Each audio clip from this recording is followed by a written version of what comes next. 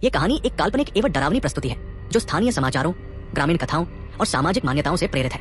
इसमें वर्णित घटनाएं, पात्र और स्थान वास्तविकता पर आधारित हो सकते हैं, लेकिन इनका उद्देश्य केवल मनोरंजन, जन जागरूकता और सामाजिक सोच को दर्शाना है। भूत प्रेत, आत्मा और तंत्र मंत्र जैसी अवधारणाएं पूर्ण रूप से अंधविश्वास पर आधारित है।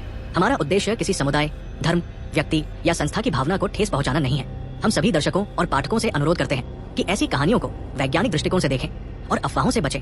किसी प्रकार की मानसिक या शारीरिक अस्वस्थता की स्थिति में कृपया मनोचिकित्सक या विशेषज्ञ डॉक्टर से सलाह अवश्य लें। उत्तर प्रदेश का महोबा जिला एक शांत लेकिन रहस्यों से भरा क्षेत्र और इसी जिले के पनवाड़ी विकासखंड में स्थित एक गांव महुआ, एक ऐसा गांव जो अचानक सुर्खियों में आ गया उस स्कूल की वजह से जहां पढ़ने वाले बच्चों ने ऐसा कुछ देखा जो उनकी कल्पनाओं से परे था। सफेद साड़ी, काली चुनरी और पायल की झंकार।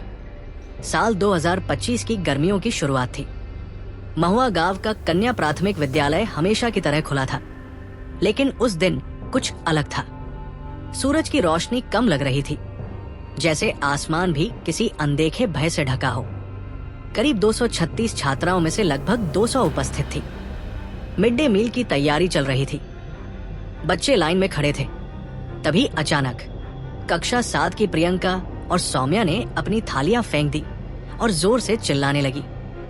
प्रियंका चीखते हुए, वो आ रही है, वो फिर आ रही है। पायल की आवाज सुनाई दे रही है और इसके बाद जो हुआ वो किसी हॉरर फिल्म का सीन लगता था। लगभग 15 बच्चियों ने अचानक चिल्लाना शुरू कर दिया। कुछ जमीन पर गिर गई, कुछ दीवारों की ओर भागने लगी। किसी की आंखें खुली की खुली रह गई और किसी की सांसें फूलने लगी। गांव में ये बात आग की तरह फैल गई। स्कूल में भूत है। लोग घरों से निकलकर स्कूल की ओर भागे। कुछ फोन लेकर वीडियो बनाने लगे तो कुछ मंत्र फूंकने के लिए ओझा बुलाने की बात करने लगे। गांव के प्रधान के पति फूल सिंह ने मीडिया से कहा, मैं खुद उस स्कूल में गया था। पीछे बने भगवान महावीर के मंदिर के पास भारी सन्नाटा था और जब मैंने दीवार के पीछे झांका तो मुझे ऐसा लगा जैसे कोई निगाहें गड़ाकर मुझे देख रही हो। बच्चियों के बयान और भी ज्यादा डरावने थे। सौम्या, वो औरत स्कूल के पीछे से आती है, सफेद साड़ी पहने रहती है, सिर पर काली चुनरी और उसके पांव उल्टे होते हैं। वो पायल पहनती है और वो पायल की आवाज पहले सुनाई देती है, फिर वो आ जाती है। कुछ छात्राएं बार बार बेहोश हो रही थी। डॉक्टरों को बुलाया गया, लेकिन इलाज करते वक्त बच्चियों की आंखें बंद हो जाती और वो बुदबुदाने लगती। वो फिर आ गई है। स्कूल में और भी अजीब घटनाएं होने लगी। हैंडपंप अपने आप चलने लगता, गेट तेज हवा में खुद ब खुद खुल जाता, क्लासरूम्स में से अजीब सी बदबू आती और स्कूल के पास से गुजरने वाले लोगों ने रात के वक्त किसी औरत के रोने की आवाज सुनी। शिक्षक संजय, मैं यहाँ 10 साल से पढ़ा रहा हूँ, लेकिन ऐसा कभी नहीं देखा। उस दिन के बाद से स्कूल लगभग खाली हो चुका है। केवल 8 से 10 बच्चे ही आ रहे हैं। स्कूल परिसर में भगवान महावीर का एक पुराना मंदिर है। हाल ही में उस मंदिर के पीछे एक दीवार बनाई गई थी जिससे मूर्ति की आंखें ढक गई थी। ग्रामीणों का मानना है कि तभी से ये सब कुछ होना शुरू हुआ। गांव में एक तांत्रिक को बुलाया गया। उसने स्कूल का निरीक्षण करने के बाद कहा, ये जगह एक आत्मा से ग्रस्त है। वो आत्मा स्त्री है जो किसी अधूरी इच्छा के कारण यहाँ भटक रही है। जब तक मंदिर की दीवार नहीं हटाई जाती, ये आत्मा चैन से नहीं जाएगी। तनुजा की कहानी। तनुजा कक्षा 6 की छात्रा थी। वो सबसे ज्यादा प्रभावित थी। उसकी माँ ने बताया, रामश्री, तनुजा की माँ, रात को नींद में चिल्लाती है, कहती है, वो आ गई है माँ, वो मुझे बुला रही है। अब हालत इतनी खराब है कि हमें शहर के डॉक्टर को दिखाना पड़ा। घटना के तुरंत बाद एसडीएम और सीओ मौके पर पहुंचे। जिला प्रशासन ने मीडिया से कहा, बीएसआई अजय कुमार मिश्रा, ये सब अंधविश्वास है। सफेद साड़ी पहनकर पायल बजाना एक इत्तेफाक हो सकता है। हम बच्चों का मनोचिकित्सक से इलाज करवा रहे हैं, लेकिन सवाल ये है, अगर ये महज इत्तेफाक है तो 15 छात्राएं एक साथ चीखने क्यों लगी? क्यों हर कोई वही औरत देख रहा है? गांव के बुजुर्ग रामलाल ने एनबीटी के रिपोर्टर को एक पुरानी बात बताई जो अब तक किसी ने गंभीरता से नहीं ली थी। ये स्कूल जहां बना है वहां कभी एक कुआं था और उस कुएं में एक विधवा औरत को जिंदा फेंका गया था।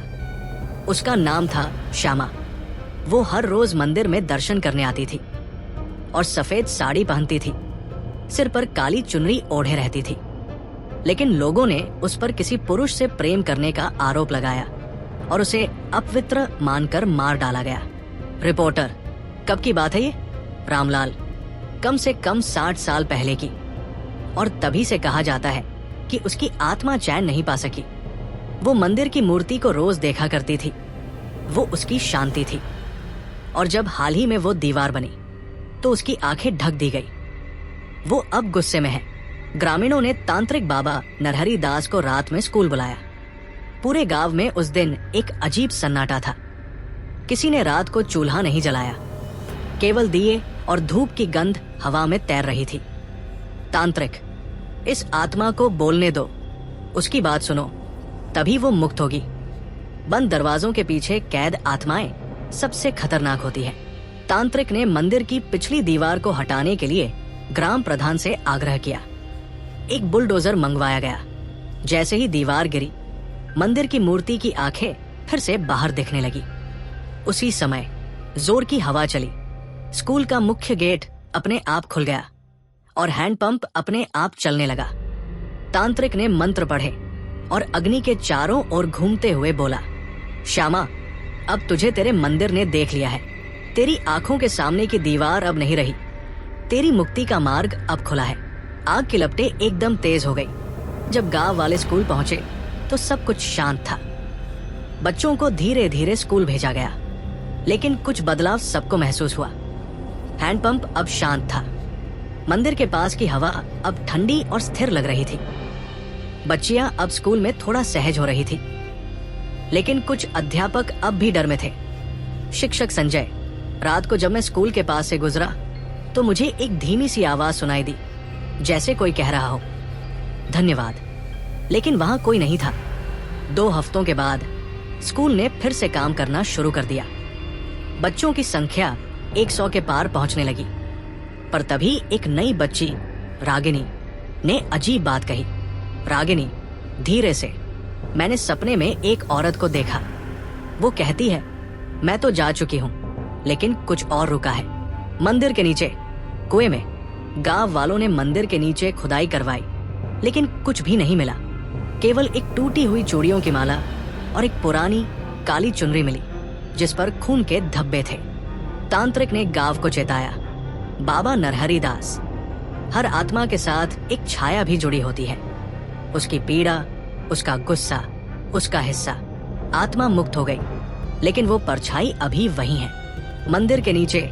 और शायद किसी दिन किसी नए बच्चे के जरिए फिर बाहर आए। स्कूल में अब 2 चीजें हमेशा चमकती रहती हैं। मंदिर की आंखें, जिन पर अब कोई दीवार नहीं है।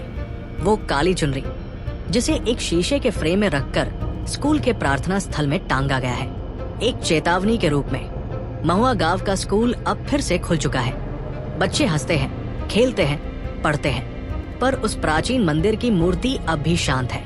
और हर शाम जब सूरज की किरणें उसकी आंखों पर पड़ती हैं, तो ऐसा लगता है जैसे कोई अब भी वहां से देख रहा है।